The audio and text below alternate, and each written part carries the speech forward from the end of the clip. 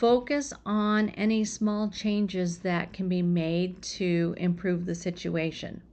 Acknowledge that how you might be perceiving what your spouse is feeling at the time. Perhaps you have a little insight and you can give him the words, honey, I saw you do this. Does it mean this? Pause and wait. See if you can get acknowledgement. Maybe you're onto something and you can help him or her to explore their feelings of the situation, utilizing your words.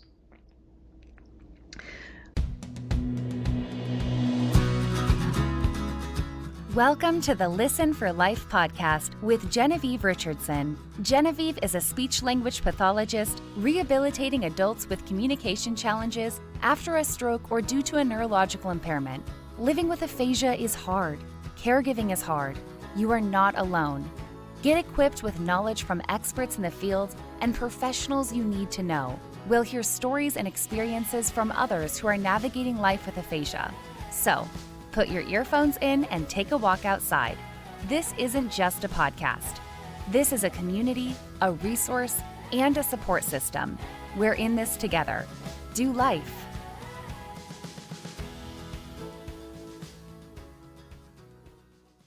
Before we get into the episode, I have a confession, a story, and a silver lining to share with you.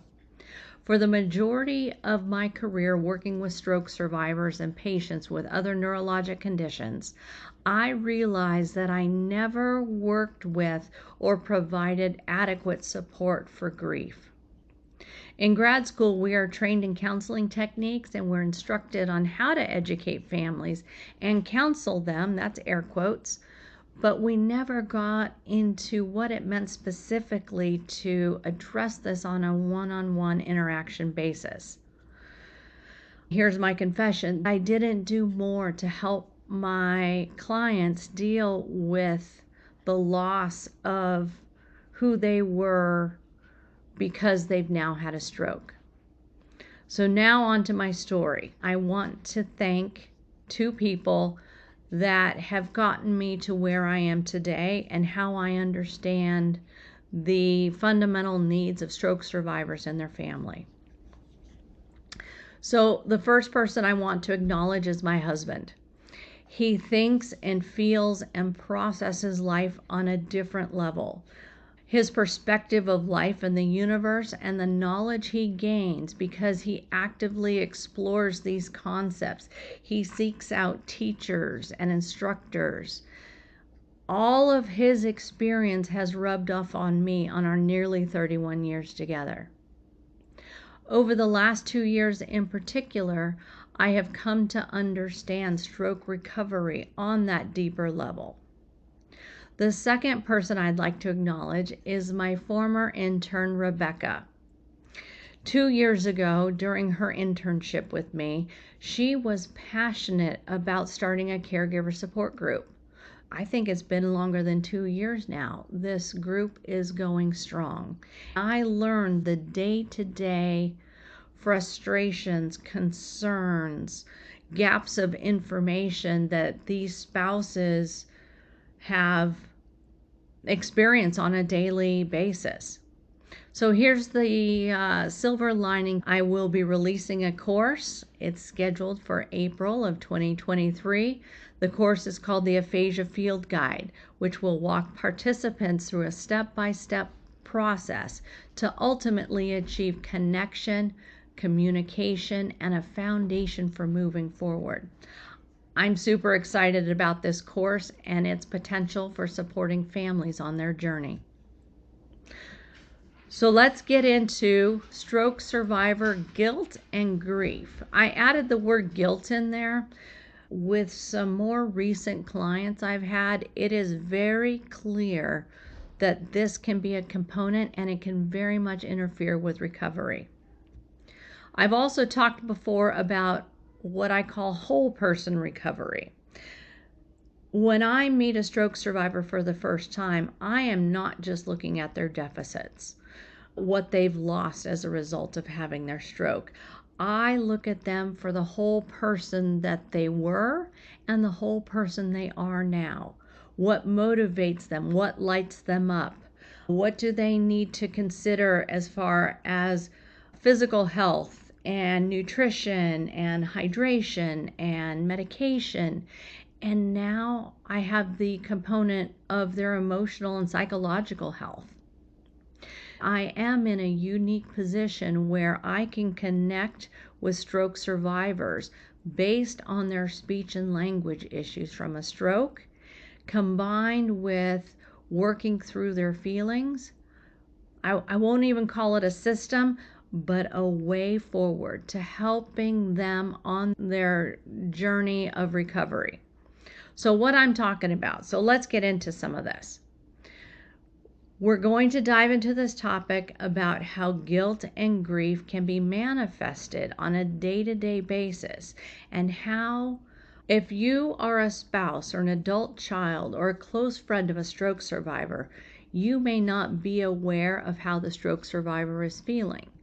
Why would this be? Well, perhaps their speech language cognition is not at a place where you can have a conversation about it. But that doesn't mean that they're not feeling.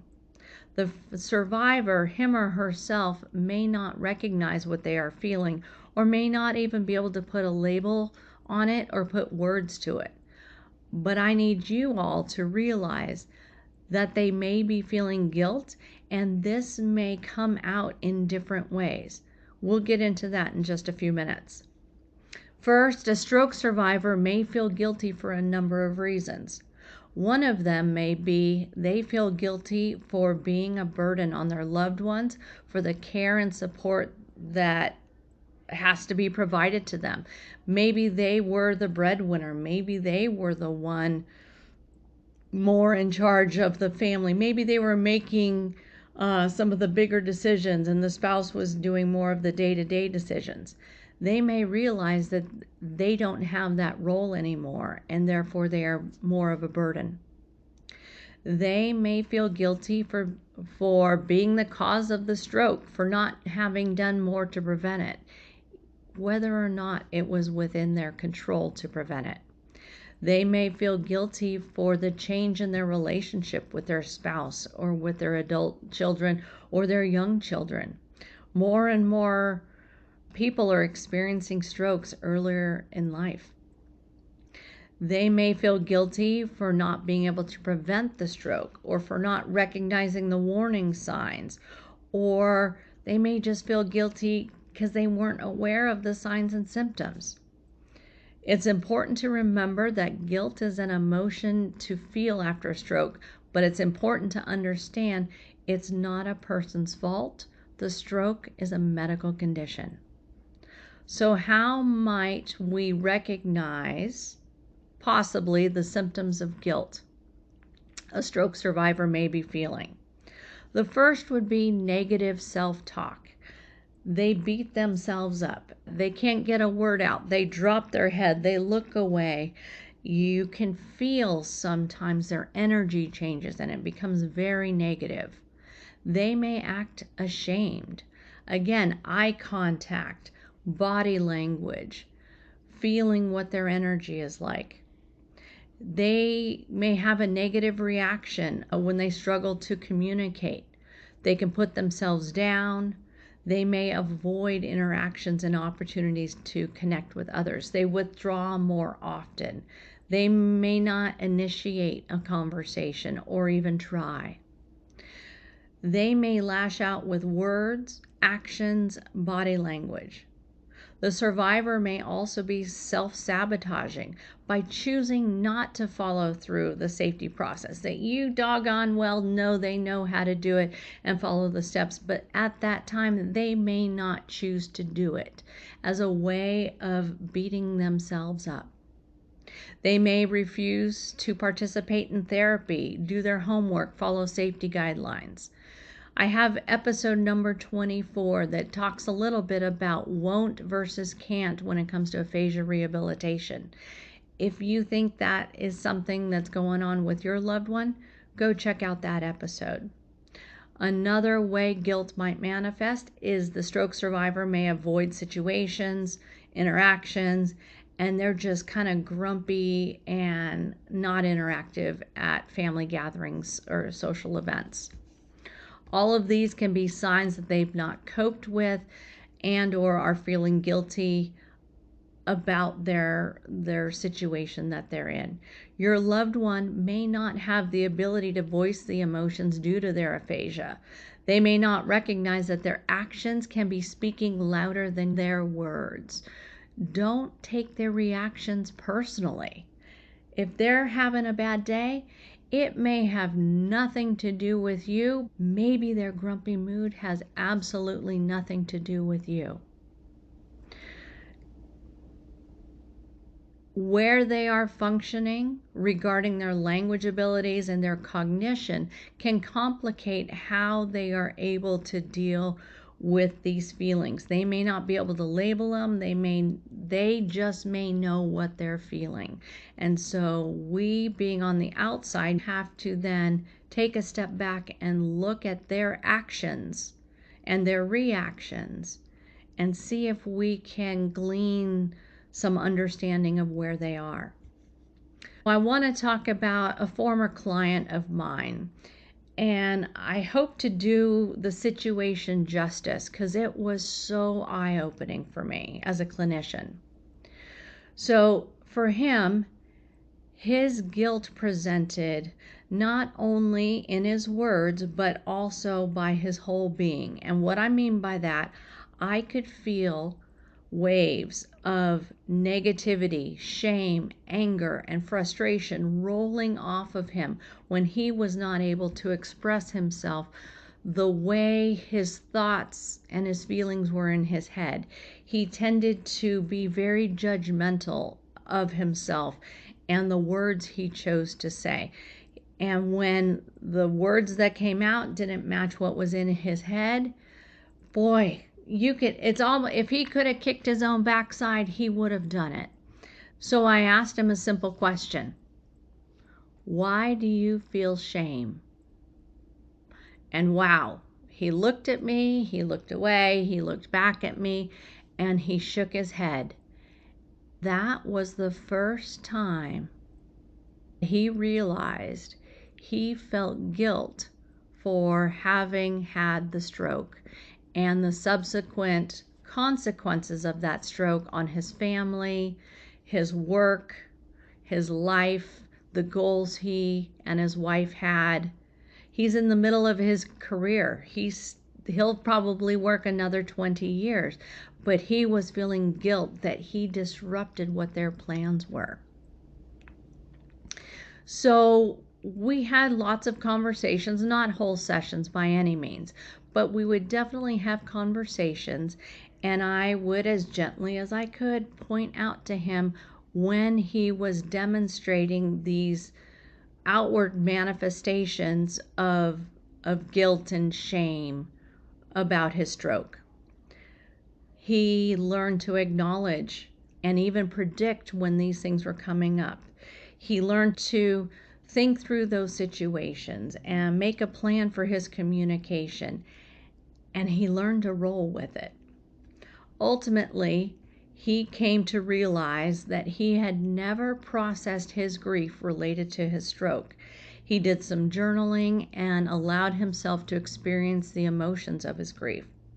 He improved exponentially. His whole demeanor, his shoulders would be back. He had eye contact, the tone of his voice.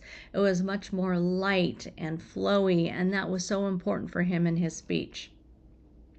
What can you, the spouse, the partner, the family member, the caregiver do to support your loved one after a stroke? First, recognize behaviors for what they could be. An outward behavior like refusing to comply with safety steps could be how they are trying to exert control over their situation. It may not be a way of them getting back at you or hurting you. It probably has nothing to do with you at all and everything to do with how they're feeling and possibly not having a sense of control. Remember when I talked in the last episode about mindfulness? Mindfulness is being present and not being judgmental. Avoid reacting emotionally to the situation at hand. Don't judge it. Instead, mentally take a step back and see it like it's a scene in a movie. Try to analyze it. See if you can figure out what's the underlying cause of the negativity or the reaction or the behaviors that your loved one chose to do or not to do. I am definitely a believer in journaling. I am a person that processes emotions, feelings, and situations by writing. I have to get it down on paper, and for me, it's the process, typically with a pencil on paper, that feeling of the pencil, the lead gliding across the page, that is very therapeutic for me. Plus, it's getting my words out. And also, I process verbally, whether I'm talking out loud to myself or talking to someone on the phone or in person. But I also have circumstances where I'm processing thoughts in my head, but I can't get a resolution to it. And why that's so disturbing is that I can't be moving forward. So therefore, I have to fall back on either verbally talking about it or journaling. You may be the same way. You need to figure out how you work best. Focusing on one situation or one day at a time. Be in the moment. Problem solve that situation and the reaction in that situation. Avoid thinking too much about what could XYZ mean for the future. Sure, there are consequences to actions, whether it's your loved one not following a safety sequence for transfers or something else. Focus on any small changes that can be made to improve the situation. Acknowledge that how you might be perceiving what your spouse is feeling at the time. Perhaps you have a little insight and you can give him the words. Honey, I saw you do this. Does it mean this? Pause and wait. See if you can get acknowledgement. Maybe you're onto something and you can help him or her to explore their feelings of the situation, utilizing your words. Let's move on to an example. Your husband wants to be independent. He has lost so much control because physically he's mostly in a wheelchair. Pain keeps him from walking and using a cane. He's lost control because he doesn't have the ability to speak his mind and his thoughts and his concepts. So we're going back to him wanting to be as independent as possible for his transfers in and out of the bathroom, but you currently provide standby assistance for his transfers. As he is moving through his transfer sequence, suddenly he lashes out at you. There's a mean voice. He might yell. He might swat at your hand. And generally, he's presenting as angry. You might feel really hurt as the spouse. Like, what did I do? What's going on here? He might be mad at you. You might have not a thing to do with it to have caused him to react that way. Maybe he's just frustrated with the situation that you have to help him at all. Maybe he's mad that he can't do it by himself. He might be upset because his leg hurts or he gets a sharp pain when he transfers and he lashes out at you because he's in pain. Try not to react. Try to be objective. Analyze it later if you don't have the time right at that moment. In this particular situation, what the wife came to realize is that the reason he lashed out and was acting so icky had absolutely nothing to do with her helping him or what she was doing. It had everything to do with the sharp pain he was experiencing when he was transferring. So I'm going to wrap up this episode, folks. Today we talked about guilt and grief from the perspective of the stroke survivor. Stroke survivors need to grieve and they need to cope. Aphasia can impair their ability to do this because they may not be able to put their thoughts and feelings into words. They may not even fully form their thoughts. They're going to have those same chemicals and emotions running through their body that you have as the spouse of a stroke survivor, for example. That grief that you feel, they could be feeling that too, but they can't express it. No matter how mild or severe their aphasia is, they still feel. They may be locked in. They may not be able to conceptualize their feelings or recognize it. Your job is to help them work through that. If you found some information from this episode helpful, I would be grateful if you would share it with family, friends, or your community. These 2 episodes about grief and coping for both the family and spouse of the stroke survivor and for the stroke survivor themselves. It is so important to work through these feelings and find a way to cope because recovery depends on it. I encourage each of you to find your village. Please take care of yourself too. Above all, I need you to know that you are not alone. Please give yourself some grace, whether you are the stroke survivor or the family of that stroke survivor. In the show notes, I will make the transcript downloadable. Maybe there's some nuggets in there that you could refer back to. And you don't want to listen to my voice go on and on and on. Coming soon through Life Aphasia Academy will be the Aphasia Field Guide course. I will tell you more about it in the coming weeks. Until that time, know that I am here for you. I would love to hear your feedback about these episodes.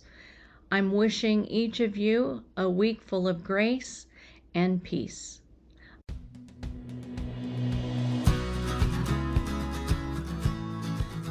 Thanks for tuning in to the Listen for Life podcast. We hope you feel empowered and supported.